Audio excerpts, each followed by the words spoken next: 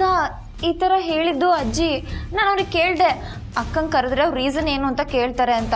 ನಿನ್ಗೆ ಯಾಕದೆಲ್ಲ, ಸುಮ್ಮನೆ ಹೋಗಿ ಕರಿ ಅಂತ ಹೇಳಿದ್ರು. ನಾನು ಅದನ್ನ ಡೈಲಾಗ್ ಸಮೇತ ಹೇಳಿದೆ ಅಷ್ಟೆ. ಸರಿ, ನನ್ನ ರೂಮಿಗೆ ಬರಕ್ಕೆ ಹೇಳು.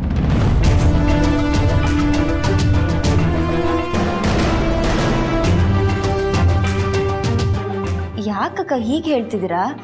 ನಿಮ್ಮನ್ನ ಮಾತಾಡ್ಸಕ್ಕೆ ಅಜ್ಜಿ ನಿಮ್ಮ ರೂಮಿಗೆ ಬರಬೇಕಾ? ಯಾಕೆ ಬರಬಾರ್ದಾ? ಬರಬಾರ್ದು ಅಂತ ಏನಿಲ್ಲ. ಅವ್ರು ನಿಮ್ಮ ಹತ್ರ ಮಾತಾಡಬೇಕು ಅಂತ ಕರಿ ಅಂದಮೇಲೆ ಮತ್ತೆ ನೀವು ಅವ್ರನ್ನ ಕರೆಯೋದು ಸರಿ ಅನ್ಸಲ್ಲ ಅನಿಸ್ತು. ಲೇ, ಈ ಮನೆ ಯಜಮಾನಿ ಕಣೆ ನಾನು. ನನ್ನ ಹತ್ರ ಮಾತಾಡೋಕೆ ಅವರಾಗೆ ಹುಡುಕೊಂಡು ಬರಬೇಕು. ಇವಾಗ ನನ್ನ ಹತ್ರ ಅಷ್ಟು ಪವರ್ ಇಲ್ಲದೆ ಇರಬಹುದು, ಆದರೆ ಒಂದು ಸಲ ನನ್ನ ಪ್ಲ್ಯಾನ್ ಸಕ್ಸಸ್ ಆಗಲಿ, ಒಬ್ಬೊಬ್ಬರನ್ನೇ ಹೊರಗಡೆ ದೂಕ್ತೀನಿ. ಆಮೇಲೆ ಮಾತಾಡೋಕ್ಕೂ ನನ್ನ ಹತ್ರ ಅಪಾಯಿಂಟ್ಮೆಂಟ್ ತೊಗೊಂಡು ಬರಬೇಕು. ಓ ಹೌದಲ್ವಾ, ಸಾರಿ, ಯಾವುದೋ ಮೂಡಲ್ಲಿದ್ದೆ. ಸರಿ, ನಾನೇ ಹೋಗಿ ಅಮ್ಮನ ಹತ್ರ ಮಾತಾಡ್ತೀನಿ.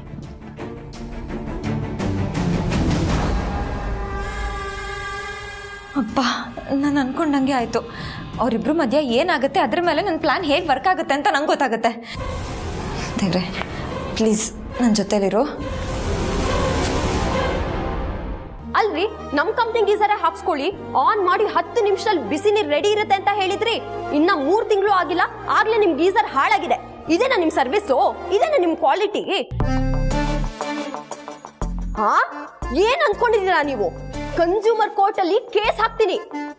ಏನೋ ಅವಾಗ ಗ್ಯಾಸ್ ರೇಟ್ ಜಾಸ್ತಿ ಆಗಿತ್ತು ಅಂತ ಗೀಸರ್ ಹಾಕ್ಸ್ಕೊಂಡ್ರೆ, ಇವಾಗ ನೋಡಿದ್ರೆ ಇಷ್ಟು ಬೇಗ ಕೆಟ್ಟೋಗಿದೆ. ನೀವ್ ನೋಡಿದ್ರೆ ಮನ್ಸಿಗೆ ಬಂದಾಗ ಮಾತಾಡ್ತೀರಾ? ಇರಿ, ನಮ್ಮ ಅಪ್ಪಂಗೆ ಹೇಳ್ತೀನಿ. ಅಪ್ಪ ಅಪ್ಪ, ಏನಮ್ಮ ಅದು? ನೋಡಿಪ್ಪ, ಈ ಗೀಸರ್ ಅವರು ಏನೇನೋ ಮಾತಾಡ್ತಿದ್ದಾರೆ. ಬಂದ ಇರಮ್ಮ, ಕೊಡು, ನಾ ಮಾತಾಡ್ತೀನಿ. ನೋಡ್ರಿ, ನನ್ನ ಮಗಳು ಒಂದು ಸ್ವಲ್ಪ ಹಾಗೆ ₹1 ಲಾಸ್ ಆದರೂ ಕೋಪ ಮಾಡ್ಕೊಂಡ್ಬಿಡ್ತಾಳೆ. ನೀವು ಕೊಟ್ಟಿದ್ದು ವಾರಂಟಿ ಕಾರ್ಡ್ ಹಂಗೆ ಜೋಪಾನವಾಗಿ ಎತ್ತಿಟ್ಟಿದ್ದೀನಿ. ಅದ್ರ ಪ್ರಕಾರ ಇನ್ನೂ 9 ತಿಂಗಳು ಫ್ರೀ ಸರ್ವಿಸ್ ಇದೆ. ಬಂದು ಬೇಗ ರಿಪೇರಿ ಮಾಡಿಕೊಡಿ. ಈ ಚಳಿಗಾಲದಲ್ಲಿ ತಣ್ಣೀರು ಸ್ನಾನ ಮಾಡೋಕ್ಕಾಗಲ್ಲ. ಹಾಂ, ಬೇಗ ಬನ್ನಿ, ಗೊತ್ತಾಯ್ತಾ? ಕನ್ವೆನ್ಸ್ ಚಾರ್ಜ್ ಎಲ್ಲ ಹಾಕ್ಬೇಡಿ. ಅಪ್ಪ, ಅಲ್ಲಿ ನೋಡಿ. ಏನಮ್ಮ? ಅಮ್ಮ ಸ್ನಾನಕ್ಕೆ ಹೋಗ್ತಿದ್ದಾಳೆ. ಏ ಕೌಸಲ್ಯ, ಸ್ನಾನಕ್ಕೆ ಹೋಗ್ತಾ ಇದೆಯೇನೆ? ಗೀಸರ್ ಸರಿ ಇಲ್ಲ, ಈಗ ತಾನೇ ಡೀಲರ್ ಹತ್ರ ಮಾತಾಡದೆ ಕೇಳಿಸ್ಕೊಂಡಿಲ್ವಾ? ರೀ, ದೇವರು ಕೊಟ್ಟಿರೋದು 2 ಕಿವಿಗಳು. ಒಂದು ಒಳ್ಳೇದನ್ನ ಕೇಳಿಸ್ಕೊಳ್ಳೋಕ್ಕೆ, ಇನ್ನೊಂದು ಒಳಗೆ ಬರೋ ಕೆಟ್ಟದನ್ನ ಹೊರಗಡೆ ಹಾಕೋದಕ್ಕೆ. ಅದಕ್ಕೋಸ್ಕರ ಬೇರೆದೆಲ್ಲ ನನ್ನ ಕಿವಿಗೆ ಹೋಗೋದಿಲ್ಲ ರೀ. ಅಮ್ಮ ಹೊಸದಾಗಿ ಡ್ರಾಮಾ ಶುರು ಮಾಡ್ಕೊಂಡಿದ್ಯಾ ಅಂತ ನನಗೆ ಪಕ್ಕಾ ಅನ್ನಿಸ್ತಿದೆ. ನನಗೂ ಹಾಗೆ ಅನ್ನಿಸ್ತಾ ಇದೆ ಮರಿ. ಕೌಸಲ್ಯ, ನೀನು ಈ ಥರ ಸುಳ್ಳು ಹೇಳ್ಕೊಂಡು ಏನೋ ದೊಡ್ಡದು ಸಾಧನೆ ಮಾಡ್ಬಿಡ್ಬೋದು ಅಂತ ಅನ್ಕೊಂಡಿದ್ರೆ ಆ ಪ್ಲ್ಯಾನ್ ಎಲ್ಲ ಬಿಟ್ಟಾಕೋ. ಆಮೇಲೆ ನಿನ್ನನ್ನು ಜೀವನದಲ್ಲಿ ಒಂದ್ಸಲನೂ ನಂಬಲ್ಲ. ರೀ, ನಂಬಿಕೆ ಅನ್ನೋದು ನಾವು ಸಂಪಾದನೆ ಮಾಡೋ ಆಸ್ತಿ. ಅದನ್ನು ಒಂದ್ಸಲಿ ಕಳ್ಕೊಂಡ್ಬಿಟ್ರೆ ಮತ್ತೆ ಸಂಪಾದನೆ ಮಾಡೋದು ಭಾಳ ಕಷ್ಟ ಅಂತ ನಂಗೆ ಚೆನ್ನಾಗಿ ಗೊತ್ತು. ನಾನಿಲ್ಲಿ ಯಾರ ನಂಬಿಕೆಯನ್ನು ಸಂಪಾದನೆ ಮಾಡೋ ಪ್ರಯತ್ನದಲ್ಲಿಲ್ಲ. ನನಗೆ ಬೇಕಾಗಿರೋದು ನಾನು ಮಾಡಿರೋ ಪಾಪಗಳಿಗೆ ಪ್ರಾಯಶ್ಚಿತ್ತ. ಅದಕ್ಕೆ ಆಧ್ಯಾತ್ಮದ ಕಡೆಗೆ ಮೊರೆ ಹೋಗಿದ್ದೀನಿ. ಅದರಲ್ಲೇ ನೆಮ್ಮದಿ ಕಾಣ್ತಾ ಇದ್ದೀನಿ. ಬರ್ತೀನಿ. ಅಮ್ಮ, ತಣ್ಣೀರಮ್ಮ, ಗೀಸರ್ ಸರಿ ಇಲ್ಲ. ನನಗೆ ಗೊತ್ತಿರೋದು ಒಂದೇ ನೀರು, ಅದು ಕಣ್ಣೀರು. ನಾನು ಮಾಡಿರೋ ಪಾಪನ ನೆನೆಸ್ಕೊಂಡು ಕಣ್ಣೀರು ಹಾಕ್ತಾ ಇದ್ದೀನಿ. ಆ ಕಣ್ಣೀರ್ಗಿಂತ ಈ ತಣ್ಣೀರೇ ಮೇಲಲ್ಲಮ್ಮ. ಚಳಿಗಾಲ ಕಣೆ ಕೌಸಲ್ಯ, ಇಂಥ ಟೈಮ್ನಲ್ಲಿ ತಣ್ಣೀರು ಸ್ನಾನ ಮಾಡಕ್ಕೆ ಹೋಗಬಾರ್ದು. ಎದೆಯಲ್ಲಿ ಬೆಂಕಿ ಇರುವಾಗ ಚಳಿ ಎಲ್ಲ ನಾಟೋದಿಲ್ಲ ರೀ. ಕಲ್ಯಾಣ ಅದ್ಭುತವಾದ ಅಪ್ಪ, ಗಾಯತ್ರಿ ಮಂತ್ರ. ಗಾಯತ್ರಿ ಮಂತ್ರ ಥರ ಕೇಳಿಸ್ತಾ ಇಲ್ಲಮ್ಮ ಇದು. ನನಗೂ ಅನ್ನಿಸ್ತಿಲ್ಲ.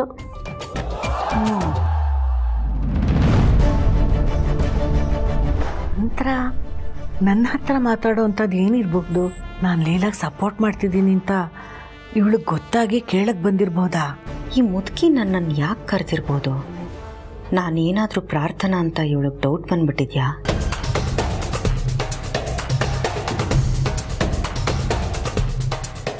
ನಾನು ಲೀಲಾಗಿ ಸಪೋರ್ಟ್ ಮಾಡ್ತಿರೋದ್ರಲ್ಲಿ ತಪ್ಪೇ ಇಲ್ಲ.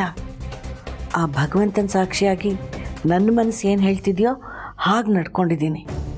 ಕೇಳಲಿ, ಅದೇನು ಕೇಳ್ತಾಳೋ ನೋಡೋಣ, ನಾನು ಉತ್ತರ ಕೊಡ್ತೀನಿ.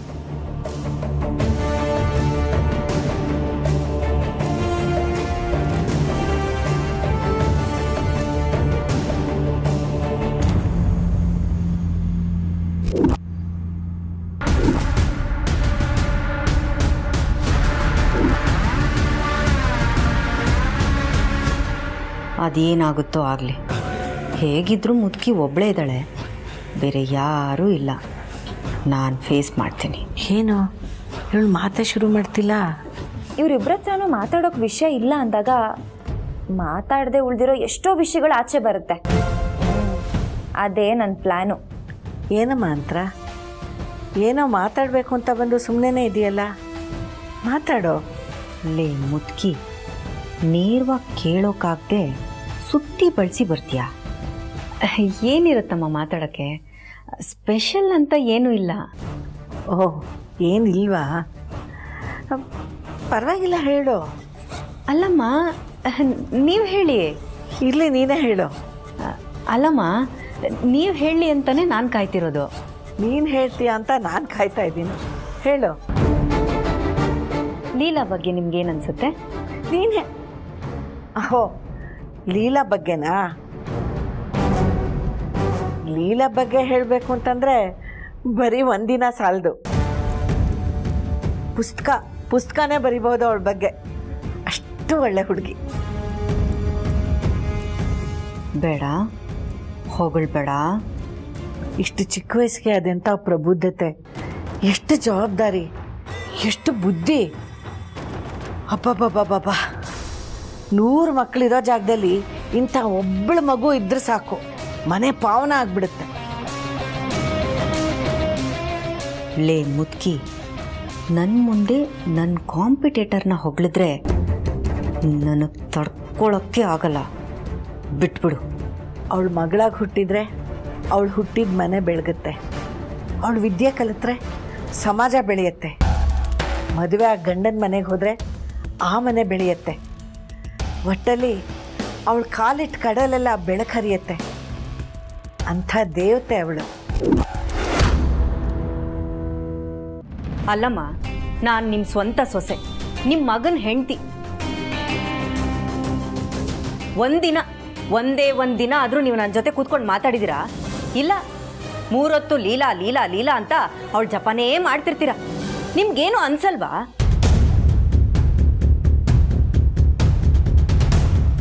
ಅವಳ ಬಗ್ಗೆ ಏನಾದರೂ ಹೇಳಿ ಅಂದರೆ ಇಷ್ಟು ಉದ್ದ ಭಾಷಣ ಬಿಗಿತೀರ. ನನ್ನ ಮುಂದೆನೇ ಅವಳ ಬಗ್ಗೆ ಮಾತಾಡ್ತಿರಲ್ಲ, ನನ್ನ ಮನ್ಸಿಗೆ ನೋವಾಗುತ್ತೆ ಅನ್ನೋ ಕಾಮನ್ ಸೆನ್ಸ್ ಬೇಡವಾ ನಿಮಗೆ?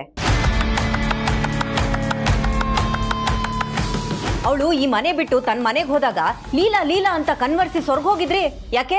ನಾನು ನೋಡ್ಕೊಳ್ಳಲ್ಲ ಅಂತ ಹೇಳಿದ್ನಾ? ನಾನೇ ಬಂದು ಊಟ ಮಾಡಿ ಅಂತ ಹೇಳಿದ್ರು, ಲೀಲಾ ಬರೋವರೆಗೂ ಒಂದು ತುತ್ತ ಅನ್ನನೂ ತಿನ್ನಲ್ಲ ಅಂತ ಹೇಳಿದ್ರಿ. ಯಾಕೆ? ನಾನು ಬಂದು ನಿಮ್ಮ ಅನ್ನ ಕಿತ್ಕೊಂಡ್ಬಿಡ್ತಿದ್ನಾ? ಅವಳನ್ನ ತುಂಬಾ ಹಚ್ಕೊಂಡಿದ್ದೀರಾ, ಅದು ಒಳ್ಳೇದಲ್ಲ.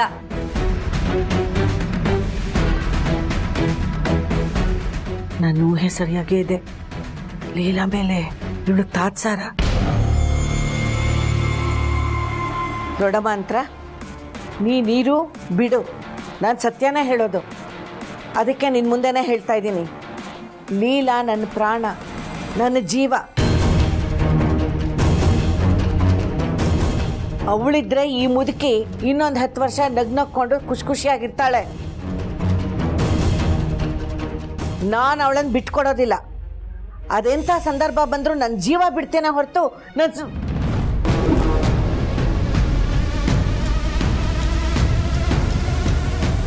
ನನ್ನ ಲೀಲಾನ್ ಮಾತ್ರ ಖಂಡಿತ ಬಿಟ್ಕೊಡೋದಿಲ್ಲ. ನೀವು ನನ್ನತ್ತೆ, ನನಗೆ ಸಪೋರ್ಟ್ ಮಾಡಬೇಕು. ಅದನ್ನ ಬಿಟ್ಟು ಆ ಲೀಲಾ ಸಪೋರ್ಟ್ ಮಾಡ್ತಿರಲ್ಲ, ಅದಕ್ಕೆ ನನ್ನ ಅಭಿ ಸಂಸಾರದಲ್ಲಿ ಮುಳ್ಚುಚ್ತಿರೋದು.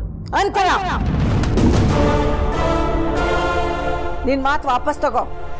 ನಿಂದು ರಾಮ್ದು ಸಂಸಾರ ಅಂತ ಎಲ್ಲಮ್ಮ ಶುರುವಾಗಿದೆ, ಅದನ್ನ ನೆನ್ಪಿಟ್ಕೊಂಡು ಮಾತಾಡು. ನೀನು ಈ ಮನೆಗೆ ವಾಪಸ್ ಬಂದ್ಮೇಲೆ ನೀನೇ ಬೇರೆ ರಾಮೇ ಬೇರೆ ಬದುಕ್ತಾ ಇದ್ದೀರಾ, ನೆನ್ಪಿಟ್ಕೋ. ಇದನ್ನೇ ನಾನು ಬಾಯ್ಬಿಟ್ಟು ಹೇಳ್ತಾ ಇರೋದು. ಒಂದೇ ಒಂದು ದಿನ ಆದ್ರೂ ನನ್ನ ಅಭಿನ ಒಂದು ಮಾಡೋದಕ್ಕೆ ಪ್ರಯತ್ನ ಪಟ್ಟಿದ್ದೀರಾ ನೀವು? ಇಲ್ಲ. ಮಾತೆತ್ತಿದ್ರೆ ಲೀಲಾ ಲೀಲಾ ಅಂತಿರಲ್ಲ, ಯಾಕೆ? ನಾನು ನಿಮ್ಮ ಕಣ್ಣು ಕಾಣಲ್ವಾ? ನೀವು ಮನ್ಸು ಮಾಡಿದಿದ್ರೆ ಯಾವತ್ತೋ ನನ್ನ ಅಭಿನ ಒಂದ್ ಮಾಡ್ಬೋದಾಗಿತ್ತು. ಆದ್ರೆ ನೀವು ಹಾಗೆ ಮಾಡ್ಲಿಲ್ಲ. 3 ಹೊತ್ತು ಆ ಲೀಲನ್ ಜೊತೆ ಸುತ್ತಾಡ್ಕೊಂಡಿದ್ರೆ ನಮ್ಮ ಸಂಸಾರ ಹೇಗೆ ಒಂದಾಗೋದಕ್ಕೆ ಸಾಧ್ಯ? ನೋಡಿ, ಹೇಳ್ತಾ ಇದ್ದೀನಿ ಕೇಳಿಸ್ಕೊಳ್ಳಿ. ಇನ್ನೊಂದ್ಸಲ ಆ ಲೀಲಾ ಹೆಸರೆತ್ತಿದ್ರೆ ನಾನು ಸುಮ್ಮನೆ ಇರಲ್ಲ.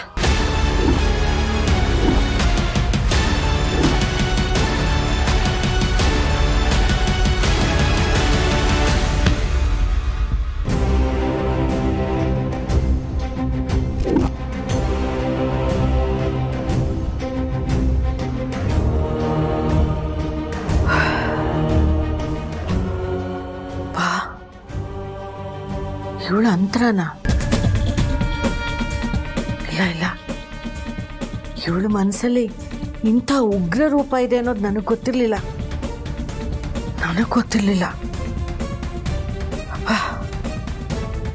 S, success. ನಾನು ಏನಾಗಬೇಕು ಅಂದ್ಕೊಂಡು ಅದು ಕರೆಕ್ಟಾಗಿ ಆಯಿತು. ಅಯ್ಯೋ, ಈ ಪ್ಲ್ಯಾನ್ ಸಕ್ಸಸ್ ಆಗಿರೋ ಖುಷಿಯಲ್ಲಿ ನನ್ನ ಲವರ್ನೇ ಮರ್ತ್ಬಿಟ್ಟಿದ್ದೀನಿ. ಎಲ್ಲಿ ಹೋದ್ರು ನನ್ನ ಪ್ರಿಯಕರ?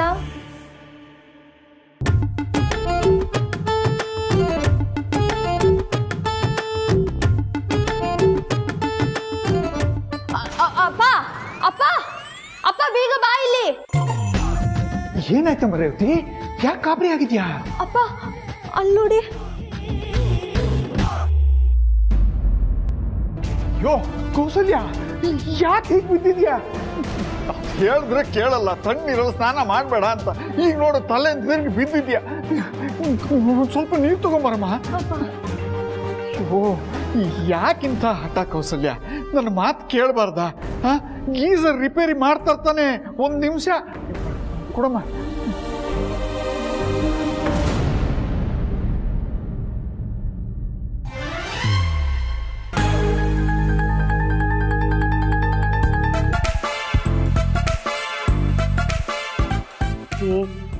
ಯಾಕ್ರಿ ನೀರು ಹಾಕಿದ್ರಿ? ಮತ್ ನೀನ್ ತಲೆ ತಿರುಗಿ ಬಿದ್ದಿದ್ಯಲ್ಲ, ಅದಕ್ಕೆ. ಅಮ್ಮ, ನಿನ್ ತಲೆ ಸುತ್ತ ಬಿದ್ದಿದ್ದೆ, ಅದಕ್ಕೆ ಅಪ್ಪ ಎಪ್ಸಿದ್ದು. ತಲೆ ತಿರುಗೋದು ಅಹಂಕಾರದಲ್ಲಿದ್ದಾಗಮ್ಮ. ತಲೆ ತಿರುಗೋದು ನಾನು ಹೇಳಿದ್ದೇ ನಡಿಬೇಕು ಅಂತ ಹೇಳ್ತೀವಲ್ಲ ಆವಾಗ. ತಲೆ ತಿರುಗೋದು. ಅಯ್ಯೋ ಸಾಕು, ಈ ಒಣ ವೇದ ಅಂತ ಎಲ್ಲ ಬಿಟ್ಬಿಡು. ಹೇಳ್ಬೇಕಾಗಿರೋದನ್ನ ನೇರವಾಗಿ ಹೇಳ್ಬಿಡು. ಏನು ರೀ, ನಾನು ತಲೆ ತಿರುಗಿ ಬಿದ್ದಿಲ್ಲ, ಮತ್ತೆ ಮಲ್ಗಿದ್ದೆ. ಮಲಗಿದ್ಯಾ? ಹೀಗೆ ಯಾರಮ್ಮ ಮಲಗ್ತಾರೆ? ನೆಲದ ಮೇಲೆ ಕಾಲಿಟ್ರೇನೆ ಕೊರಿತಿದೆ, ಅಂಥದ್ರಲ್ಲಿ ಏನು ಹಾಸ್ಕೊಳ್ದೆ ಇಲ್ಲಿ ಬಂದ್ ಮಲ್ಗಿದ್ಯಾ? ಅಪ್ಪ, ನೀನೇನಾದ್ರೂ ಅಮ್ಮನ ರೂಮಿಂದ ಆಚೆ ಹಾಕಿದ್ಯಾ? ನಾನೇನು ಹೇಳಿಲ್ಲಮ್ಮ. ನನ್ನ ಮೇಲೆ ಯಾಕೆ ಆಪಾದನೆ ಮಾಡ್ತೀಯಾ? ನಾನೇನಾದ್ರೂ ಹೇಳಿದ್ದೇನೆ ಕೌಸಲ್ಯ? ಯಾರಿಗೆ ಯಾರು ಏನು ಬೇಕಾದರೂ ಹೇಳ್ಬೋದು ರೀ. ಆದರೆ ನಮ್ಮೆಲ್ರಿಗೂ ಒಬ್ಬ ಹೇಳ್ತಾ ಇರ್ತಾನೆ, ಅದನ್ನ ನಾವು ಸರಿಯಾಗಿ ಕೇಳಿಸ್ಕೊಳ್ಳಲ್ಲ. ಆಗ ಅವನು ನಮ್ಮ ಜೀವನದಲ್ಲಿ ಒಂದು ಬದಲಾವಣೆ ತರ್ತಾನೆ. ಆ ಬದಲಾವಣೆನೇ ಇದು. ಅದನ್ನೇ ನಾನು ಮಾಡ್ತಾ ಇರೋದು ರೀ. ಅಮ್ಮ, ಮೊದಲೇ ನಿನ್ನನ್ನು ಅರ್ಥ ಮಾಡ್ಕೊಳ್ಳೋದು ಕಷ್ಟ ಇತ್ತು. ಅದು ಈ ಟೈಪಲ್ಲಿ ಇವಾಗ ಹೀಗೆ ಹೇಳಿದ್ರೆ ದೇವರಾಣಿಗಳು ಏನೂ ಅರ್ಥ ಆಗಲ್ಲ. ಅದೇನು ಅಂತ ಸ್ವಲ್ಪ ಅರ್ಥ ಆಗೋ ಥರ ಹೇಳಮ್ಮ. ಚುಕ್ಕಿ, ನಾನು ವ್ರತ ಮಾಡ್ತಾ ಇದ್ದೀನಿ. ಲೀಲನ್ ಜೀವನದಲ್ಲಿ ನಾನು ಮಾಡಿರೋ ತಪ್ಪಿಗೆ ಇದೇ ಪ್ರಾಯಶ್ಚಿತ್ತ. ಆ ವ್ರತದಲ್ಲಿ ಹಾಸಿಗೆ ಮೇಲೆ ಮಲಗೋ ಹಾಗಿಲ್ಲ. ಏನೂ ಹಾಸ್ಕೊಳ್ದೆ ನೆಲದ ಮೇಲೆ ಮಲಗಬೇಕು. ಅದೇ ನಿಯಮ. ಕೌಸಲ್ಯ, ಏನಾಗಿದೆಯಾ ನಿನಗೆ? ನೋಡು, ನಮ್ಮನ್ನ ನಂಬ್ಸಕ್ಕಾಗ್ಲಿ ಮತ್ತೊಂದಕ್ಕಾಗ್ಲಿ ಹೀಗೆಲ್ಲ ಮಾಡಬೇಡ.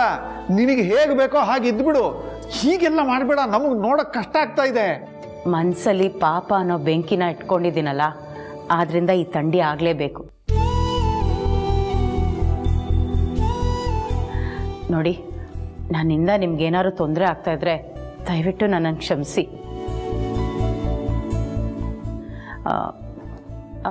ನಾನು ಹೋಗಿ ಸ್ನಾನ ಮಾಡಿಕೊಂಡು ಮಡಿ ಉಟ್ಕೊಳ್ತೀನಿ. ಇನ್ನೊಂದು ಪೂಜೆ ಇದೆ. ಕೌಸಲ್ಯ, ಏನಮ್ಮ ಈಗೇನ್ ಮಾಡೋದು? ಇನ್ನೇನಮ್ಮ ಮಾಡೋದು? ತಲೆ ಮೇಲೆ ಕೈ ಹೊತ್ಕೊಳ್ಳೋದು ಅಷ್ಟೇ.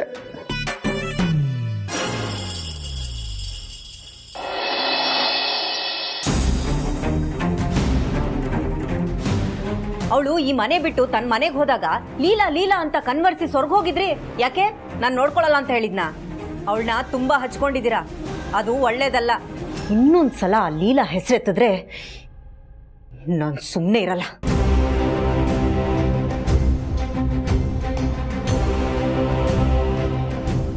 ಅಜ್ಜಿ ಏನಿದು ಮೈನ ಹಾಕಿತಾರ ಹಾರ್ಕೊಂಡಿದ್ದವ್ರು ಮೌನ ಹಾಕಿದಾರ ಸುಮ್ಮನೆ ಕೂತಿದ್ದೀರಾ? ಓ ಮೈನಾ ಏನಿದು ಮಾಯೆ. ಹಾ ರೀ, ಅಜ್ಜಿ ಯಾಕೋ ಅಪ್ಸೆಟ್ ಆಗಿದ್ದಾರೆ ಅನ್ಸುತ್ತೆ.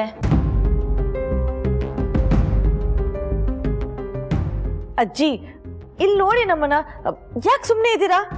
ಏನು ಹೇಳಲಿ ಲಕ್ಷ್ಮಿ, ಈ ಅಂತರ ವರ್ತನೆನೇ ನನಗೆ ಬೇರೆ ಥರನೇ ಕಾಣ್ತಾ ಇದೆ. ಒಂದೊಂದು ಸತಿ ಒಂದೊಂದು ಥರ ಆಡ್ತಾಳೆ. ಏನ್ ಮಾಡಿದ್ರು ಹೇಳಜ್ಜಿ? ಏನು ಹೇಳೋ, ಅವಳಿಗೆ ನನ್ನ ಮೇಲೆ ಎಷ್ಟೊಂದು ಕೋಪ ಇದೆ ಗೊತ್ತಾ? ನನ್ನ ಮೇಲೆ ಬೆಂಕಿ ಕರ್ಕೊಂಡು ಮಾತಾಡ್ಬಿಟ್ಲು. ನನ್ನ ಮನ್ಸಿಗೆ ತುಂಬ ನೋವಾಗೋಯ್ತು.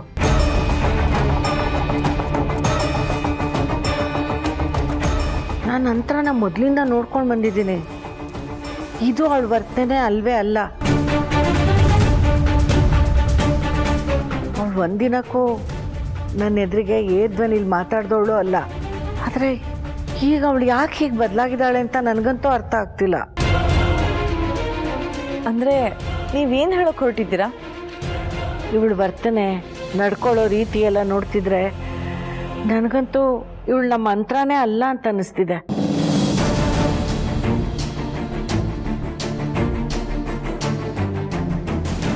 ಆದರೂ ಈ ಥರ ಗೊತ್ತಿಲ್ಲದೆ ಒಬ್ಬರ ಬಗ್ಗೆ ಸ್ಟೇಟ್ಮೆಂಟ್ ಕೊಡೋದು ಎಷ್ಟು ಸರಿ ಅಜ್ಜಿ? ಏನೇ ಗೊತ್ತಿಲ್ಲದೆ ಅಂತಿದೀಯಾ? ನಾನು ಇದನ್ನು ಸುಮಾರು ಸತಿ ಅನುಭವಿಸ್ಬಿಟ್ಟಿದ್ದೀನಿ. ಅವತ್ತು ದೇವಸ್ಥಾನದಲ್ಲಿ ತಾಳಿ ಕಟ್ಟಿಸ್ಕೊಳ್ಳೋಕೆ ಅಷ್ಟೊಂದು ರಂಪ ಮಾಡಿದ್ಲಲ್ಲ, ಆಮೇಲೆ ನಾನು ಅವಳನ್ನ ಮಾತಾಡ್ಸಕ್ಕೆ ಹೋಗಿದ್ದೆ. ನನಗೆ ಉಗ್ರ ರೂಪ ತೋರಿಸ್ಬಿಟ್ಲೆ. ಅದು ನನ್ನ ಮನೆ, ನಾನು ಅಲ್ಲೇ ಇರ್ತೀನಿ, ಅಲ್ಲೇ ಇರ್ಬೇಕು. ಮದುವೆ ನಿಂತೋಗಿರೋದು ನಂದು, ನಿಂದಲ್ಲ. ಕಾರಲ್ಲಿ ಬರೋವಾಗ್ಲೂ ಅಷ್ಟೇ ನನ್ನ ಮೇಲೆ ವಿಚಿತ್ರವಾಗಿ ರೇಗಾಡ್ತಿದ್ಲು. ಹೌದು ಅಜ್ಜಿ, ನಂಗೂ ಹಾಗೆ ಅನ್ನಿಸ್ತಿದೆ. ಅವತ್ತು ಗಣೇಶ ಹಬ್ಬದ ದಿನ ನಾನು ಗೋಮೂತ್ರ ತಗೊಂಡು ಬಂದು ಮನೆಗೆಲ್ಲ ಪ್ರೋಕ್ಷಣೆ ಮಾಡಿ ಅಂತ ಅವ್ರ ಹತ್ರ ಕೊಟ್ಟೆ. ಆವಾಗ ಅವರು ಮೂಗಿನ ಮುಚ್ಕೊಂಡು ಇದೆಲ್ಲ ನಾನು ಮಾಡ್ಬೇಕಂತ ನನ್ನ ಮೇಲೆ ರೇಗಾಡ್ಬಿಟ್ರು. ನೀವು ಕೈಯಲ್ಲಿ ಇಟ್ಕೊಂಡಿರೋದೇ ನನ್ನ ಕೈಯಲ್ಲಿ ವಾಸನೆ ತಡ್ಕೊಳಕ್ ಆಗ್ತಿಲ್ಲ, ಇನ್ನು ನಾನು ಅದನ್ನ ತಗೊಂಡು ಪ್ರೋಕ್ಷಣೆ ಮಾಡ್ಬೇಕಾ?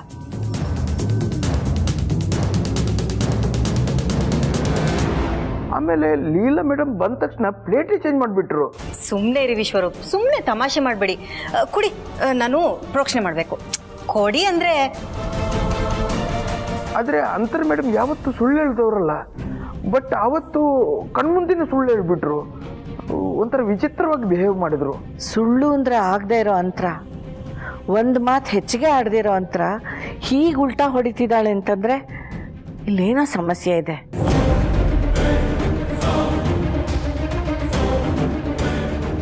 ರಾಮ್ ಅಂತರನ ಪ್ರೀತಿಸೋ ರೀತಿ ನೋಡ್ತಿದ್ರೆ ಅವರಿಬ್ರು ಇಷ್ಟರ ವೇಳೆಗೆ ಒಂದಾಗಿ ಸಂಸಾರ ಶುರು ಮಾಡಬೇಕಿತ್ತು.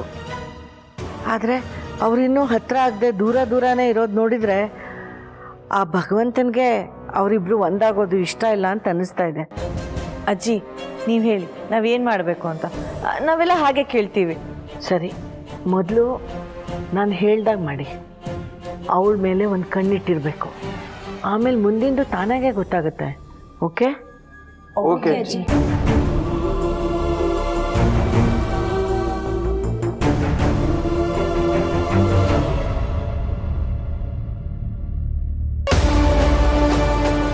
ದುರ್ಗಂಗೆ ಇಷ್ಟು ಸತಿ ಕಾಲ್ ಮಾಡಿದ್ರು ಒಂದ್ಸತಿನೂ ರಿಸೀವ್ ಮಾಡ್ತಾ ಇಲ್ಲ.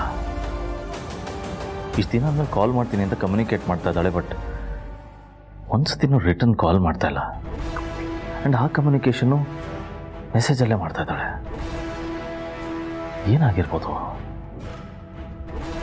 ಇಲ್ಲಿ ಏನೋ ಪ್ರಾಬ್ಲಮ್ ಇದೆ. Something is not okay. Durga ಯಾವತ್ತೂ ಹೀಗೆ ಮಾಡ್ದವಳೆ ಅಲ್ಲ.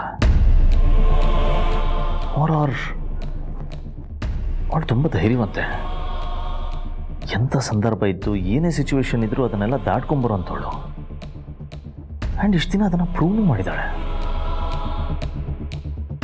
ಅದನ್ನು ನಂಬ್ಕೊಂಡು ನಾನು ಸುಮ್ಮನಿದ್ನಲ್ಲ, ಅದೇ ಈಗ ಪ್ರಾಬ್ಲಮ್ ಆಗ್ಬಿಟ್ಟಿದೆ. But question is, Durga safe ಆಗಿದ್ದಾಳ ಇಲ್ವಾ? ರೀ ಲೀಲಾ, ನೀನೆಲ್ಲ ಮಾತಾಡಬೇಕು ಅಂತ ಬಂದಿದ್ದೆ, ದಯವಿಟ್ಟು ಮಾತಾಡಬೇಡ. ಯಾಕಂದ್ರೆ ನನ್ನ ಮನಸ್ಸು ಸರಿ ಇಲ್ಲ. ನಿಮ್ಮ ಮನ್ಸು ಸರಿ ಇಲ್ಲ ಅಂತ ನಂಗೆ ಗೊತ್ತು ರೀ. ಏನೇನೋ ಹೇಳಿ ನಿಮ್ಮ ತಲೆ ತಿನ್ನಕ್ಕೆ ನಾನು ಇಲ್ಲಿಗೆ ಬಂದಿಲ್ಲ. ನೀವು ದುರ್ಗಾ ಅವ್ರ ಬಗ್ಗೆ ಯೋಚನೆ ಮಾಡ್ತಿದ್ದೀರಾ ಅಂತ ನಂಗೆ ಗೊತ್ತು. ನನಗೂ ಅದೇ ಯೋಚನೆ ಬರ್ತಾ ಇದೆ. ಯಾಕೋ ಇಲ್ಲೇನೋ ಸಮಸ್ಯೆ ಇದೆ ಅಂತ ನಂಗೆ ಅನಿಸ್ತಾ ಇದೆ ರೀ. ಅಲ್ವಾ? ನಿನಗೂ ಹಾಗೆ ಅನಿಸ್ತಾ ಇದೆ ತಾನೆ? ಹೌದು ರೀ. ದುರ್ಗಾ ಅವರು ಒಂದು ಹೆಣ್ಣಾಗಿದ್ರು ಅವ್ರ ಹಾವ ಭಾವ ಎಲ್ಲ ನಿಮಗೆ ತುಂಬ ಹೋಲ್ತಾ ಇತ್ತು. ಅವ್ರ ಕೆಲಸಕ್ಕೆ ಎಷ್ಟು ಇಂಪಾರ್ಟೆನ್ಸ್ ಕೊಡ್ತಿದ್ರೋ ಅಷ್ಟು ಫ್ಯಾಮ್ಲಿಗೆ ಕೊಡ್ತಾಯಿದ್ರು. ಅಂಥದ್ರಲ್ಲಿ ಅವ್ರ ಫ್ಯಾಮಿಲಿಯಿಂದ ಇಷ್ಟು ದಿನ ದೂರ ಇದ್ದಾರೆ ಅಂದರೆ ಆ ವಿಷಯನ ಯಾಕೋ ನಂಗೆ ಡೈಜೆಸ್ಟ್ ಮಾಡ್ಕೊಳ್ಳೋಕ್ಕೆ ಆಗ್ತಿಲ್ಲ. ನಂಗೆ ಯಾಕೋ ದುರ್ಗಾ ಅವರು ಒಳ್ಳೆ ಸ್ಥಿತಿಯಲ್ಲಿ ಇಲ್ಲ ಅಂತ ಅನಿಸ್ತಾ ಇದೆ.